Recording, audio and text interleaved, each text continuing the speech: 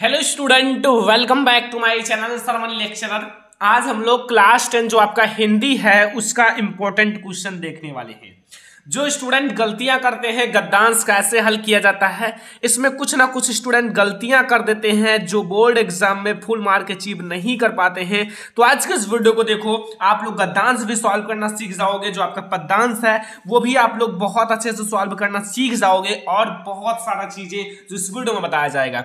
Video को like कर देना, चैनल पर नए हो सब्सक्राइब कर लेना और आपको ध्यान से देखना है, हर एक पॉइंट आप लोगों को समझना है, ठीक है। तो सबसे पहले आपको गद्यांश पढ़ना है, जो आपका इंपॉर्टेंट गद्यांश दिया हुआ है। ओके, तो यहां आप लोग देखो, सबसे पहले पढ़ो कि अश्वरोही पास आया एंड ममता ने रुक रुक कर कहा। अब आपको पता चल गया ये किस चैप्टर से लिया गया है, इसके लेखक कौन है, ममता। ममता का जो किरदार है वो किसमें निभाया गया है, ममता पाठ में ही, और जिसके लेखक कौन है, जयशंकर प्रसाद। अब आपको पाठ का नाम और लेखक का नाम पता चल गया। अब जैसे ममता सीधा लिखा ही हुआ है तो अब आपको क्या पहचानना, सीधा आपका ममता पाठ से है, ठीक है। रुक रुक कर कहा, मैं नहीं जानती कि वह शहंशाह था, मतलब वह शहंशाह था एंड या साधारण मुगल पर एक दिन इसी झोपड़ी के नीचे वह रहा। मतलब जो ममता थी वो झोपड़ी में रहती थी और वो जो शहंशाह था वो नहीं जानती थी कि वो शहंशाह है, और वो एक दिन इनकी झोपड़ी में भी रहा।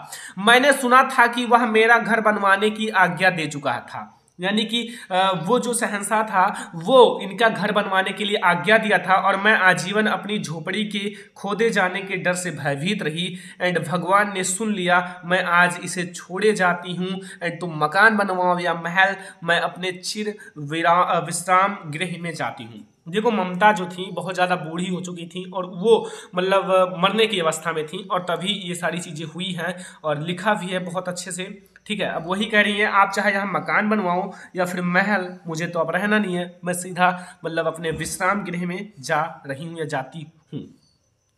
अब आपको तीन चीजें आपसे पूछा जाएगा। सबसे पहले आप समझ लो कि आपका अगर गद्यांश सॉल्व करने के लिए आएगा तो सबसे पहले आपसे पूछेगा प्रस्तुत गद्यावतरण या फिर अवतरण की संदर्भ लिखिए। सेकंड आपसे पूछेगा रेखांकित अंश की व्याख्या कीजिए। देखो, रेखांकित अंश कितना है, ये, ठीक है, लगभग पूरा है, यहां तक है। तो रेखांकित अंश की हमें व्याख्या करना है, रेखांकित अंश को आप ध्यान से पढ़ लेना, ठीक है। फिर हम लोगों को बताना है कि शहंशाह शब्द किसके लिए ये प्रयोग किया गया है, यानी कि जो शहंशाह शब्द है वो किसके लिए प्रयोग किया गया है, ये चीजें बताना है। तो सबसे पहले हम लोग समझेंगे संदर्भ, और अगर आप सही तरीके से संदर्भ लिख दोगे तो आपको 2 मार्क मिल जाएगा, ठीक है। तो आप लोग सबसे पहले लिखो कि प्रस्तुत गद्य अवतरण। देखो, हैंड राइटिंग इंपॉर्टेंट है, ओके। हमारी पाठ्य पुस्तक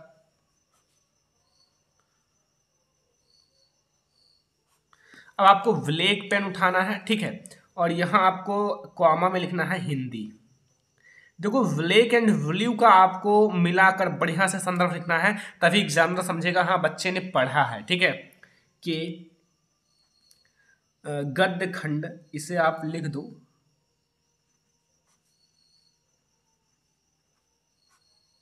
गद्य खंड में संकलित।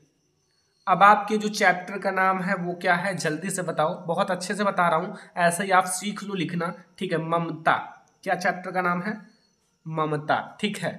अब ये आपकी एक कहानी है जो कि जयशंकर प्रसाद ने लिखा है, तो किस विधा पर है ममता, कहानी विधा पर है, ठीक है। कहानी से उद्धृत है, क्या है, उद्धृत है, और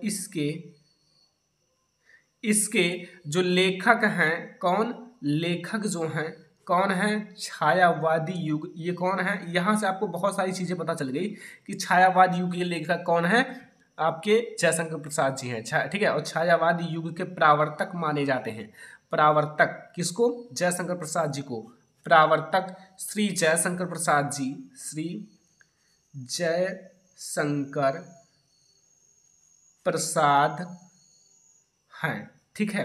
अब इसमें देखो मैंने कितने अच्छे से कॉम्बिनाइज किया है। सबसे पहले तो एग्जामिनर को एक चीज अच्छा लगेगा, जो मैंने ब्लैक एंड ब्लू पेन का यूज किया है बहुत अच्छे से, सेकंड बात कि मैंने सही सही लिखा है पाठ का नाम और लेखक का नाम यहाँ, ठीक है।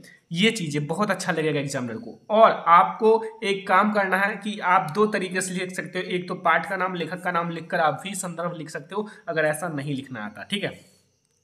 तो अगर आप ऐसे लिख दोगे तो एग्जामिनर आपको 2 मार्क तुरंत देगा, ठीक है। तो यहां से आपको पता चला कि संदर्भ कैसे लिखते हैं, ये हमारा।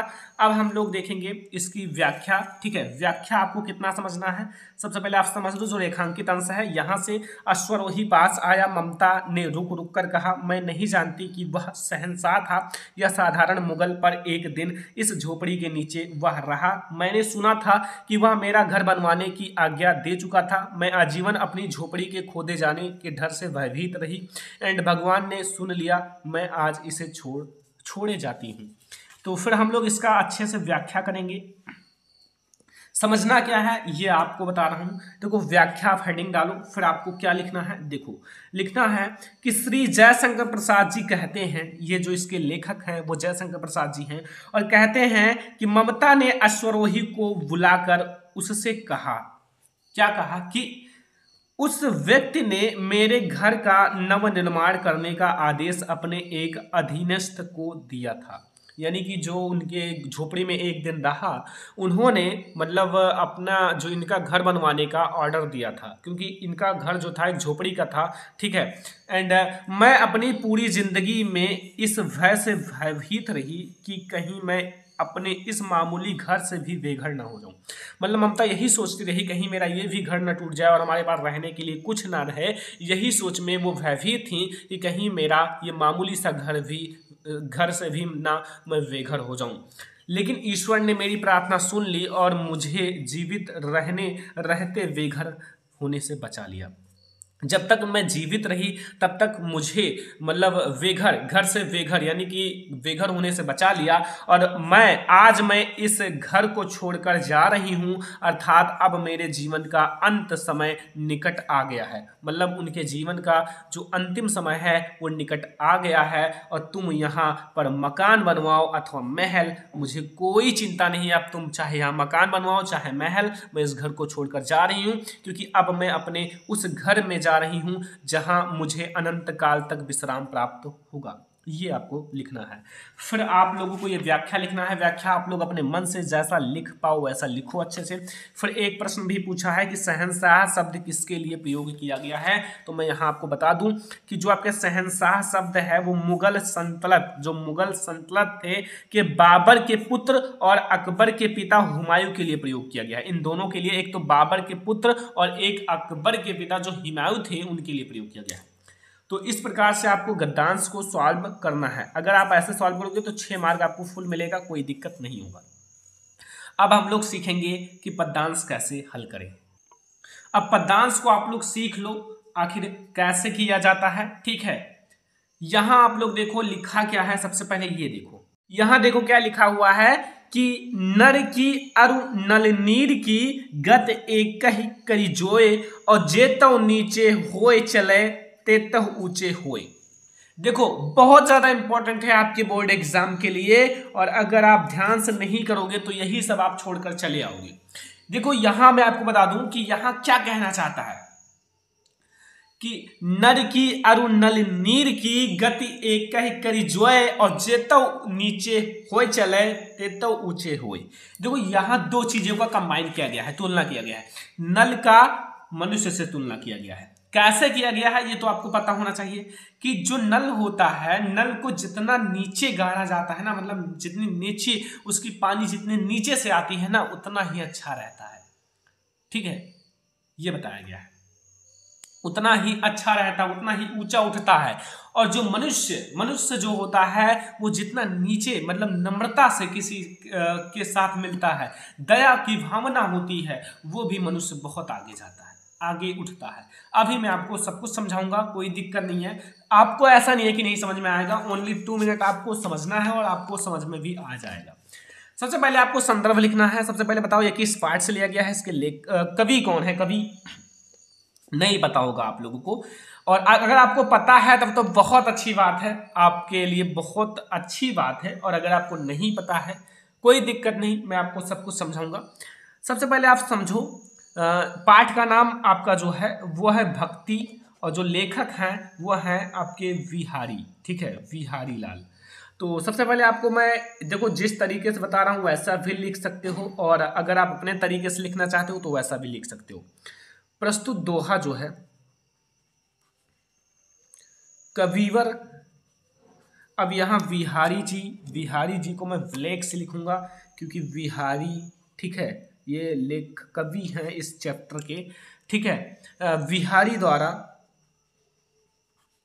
रचित एक इनकी बहुत प्रसिद्ध रचना है, बहुत प्रसिद्ध रचना है विहारी सतसई, याद रखना विहारी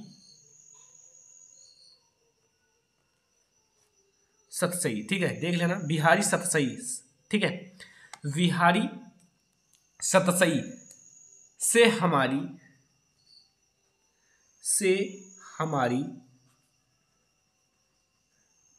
पाठ्य पुस्तक, अब यहां थोड़ा सा ब्लैक डालो, हिंदी, ठीक है, कि वो आपका गद्य खंड था, लेकिन ये आपका काव्य खंड है, या फिर आप कह सकते हो पद्य खंड, कोई दिक्कत नहीं है। काव्य खंड में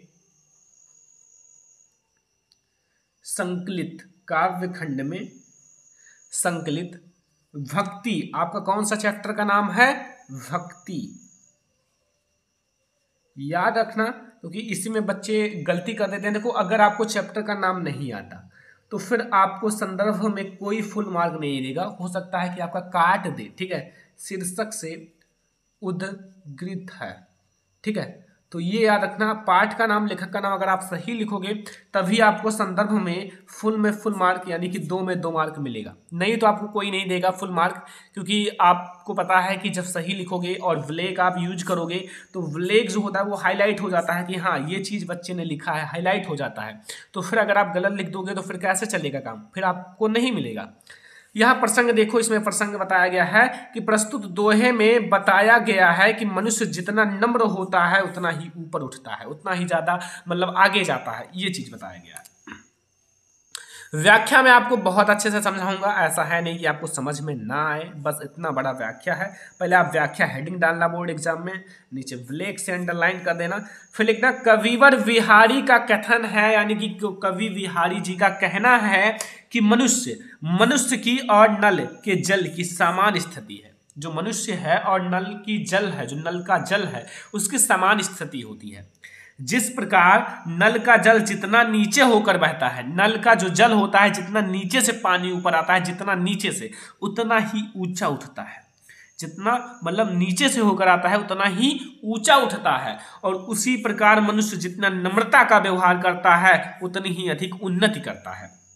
नम्रता मतलब दया की भावना, नम्र भावना से रहना, किसी के सामने मतलब झगड़ा मत करना, और एक प्रकार से ज्यादा क्रोधित मत होना, नम्र भाव, ठीक है। नम्र भाव का मतलब एक प्रकार से एक मुलायम, जैसे मुलायम भाव होता है, ठीक है, उत्पन्न करता है। और इस प्रकार मनुष्य और नल का पानी जितना नीचे होकर चलता है उतना ही ऊंचे उठता है, उतना ही उन्नति करता है। ये है बहुत इजी और वेरी इंपॉर्टेंट है, तो याद रखना, आपके हाथ में, आप याद रखते हो, नोट बनाते हो तो फिर अच्छी बात है, नहीं बनाते हो तो आप लोगों के लिए दिक्कत होगा, हमें तो कोई दिक्कत नहीं, मैं आपको पढ़ा रहा हूँ लगातार। देखो आज मैं आपको जीवन परिचय बता रहा हूँ इसी वीडियो में। आज मैं इसी वीडियो में क्यों बता रहा हूँ, इसका एक रीजन है कि बच्चे अभी जीवन परिचय नहीं याद किए हैं। 3+3 यानी कि 6 मार्क आपको जीवन परिचय से हिंदी में मिलते हैं और अभी भी बच्चे नहीं याद किए हैं। भाई याद कर लो, आपके पास अभी समय है, बोर्ड एग्जाम जब नजदीक आ जाएगा तो आपका जीवन परिचय में मन नहीं लगेगा, बड़े बड़े चीजों में मन लगेगा। तो अभी से आप जीवन परिचय रटो, याद करो बार बार, क्योंकि अगर आप अभी से जीवन परिचय याद नहीं करोगे तब आपके पास बहुत ज्यादा टेंशन रहेगा और आपको जल्दी जीवन परिचय याद नहीं होगा। तो आपसे रिक्वेस्ट है अभी से याद करना। पहले आपको गद्य खंड में 2 जीवन परिचय, आचार्य रामचंद्र शुक्ल, जयशंकर प्रसाद, इन दोनों का याद कर लेना, 3 नंबर पक्का हो जाएगा, ठीक है। साथ में आप रचनाएं भी याद कर लेना, क्योंकि रचनाएं भी आपसे पूछा जाता है।